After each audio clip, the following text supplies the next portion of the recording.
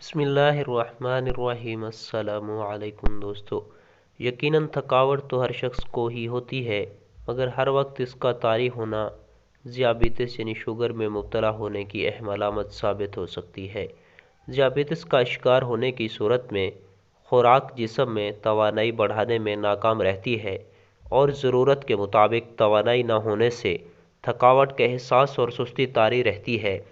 इस तरह ज़ियाबितिस टाइप 2 में शुगर लेवल ऊपर नीचे होने से भी थकावट का एहसास गलबा पा लेता है।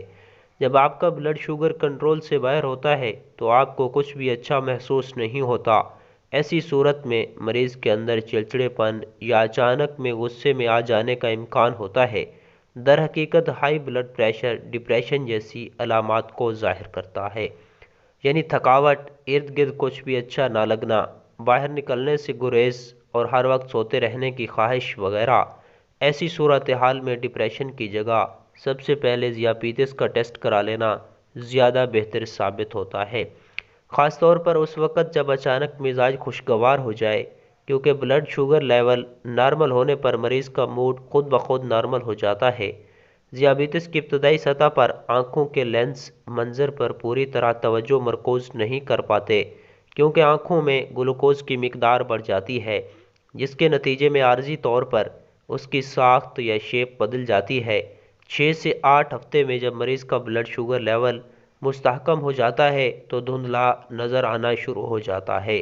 आज के इस वीडियो के अंदर हम एक बेहतरीन और सादा नुस्खा शुगर के मरीज़ों के लिए लेकर आए हैं, जो इंतहाई मुफीद है। हम लोग डॉक्टर हजरात के पास जा जाकर थक जाते हैं, मेडिसिन वगैरह इस्तेमाल करते हैं, उसके बावजूद हमें किसी किस्म का कोई आफाका नज़र नहीं आता। ये मर्ज़ दिन ब दिन बढ़ता ही जाता है। ये मर्ज़ इंतहाई ख़तरनाक मर्ज़ है। अगर बढ़ जाए तो इससे इंसान की मौत भी वाक़ई हो सकती है और इसको दूसरी बीमारियों का गेटवे भी कह सकते हैं।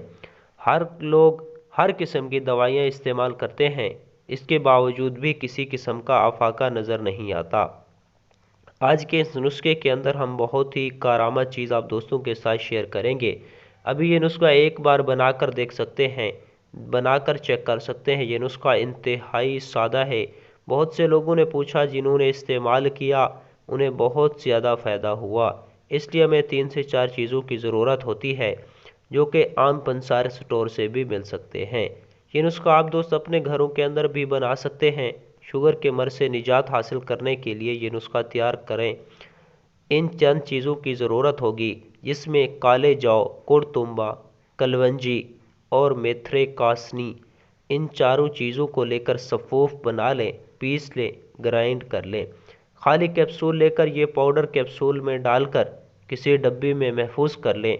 2 कैप्सूल सुबह और 2 कैप्सूल शाम को ताज़ा पानी के साथ इस्तेमाल करें। मुसलसल 3 दिन इस्तेमाल करें। बाकायदा शुगर लेवल चेक करवाते रहें। इंशाअल्लाह अल्लाह के फजलो करम से आप दोस्त बेहतरी महसूस करेंगे और शुगर लेवल कंट्रोल के अंदर आ जाएगा। अगर आप दोस्तों को इससे फ़ायदा हो तो ये नुस्खा सदका जारिया समझकर अपने दोस्तों के साथ भी शेयर करें। शुक्रिया।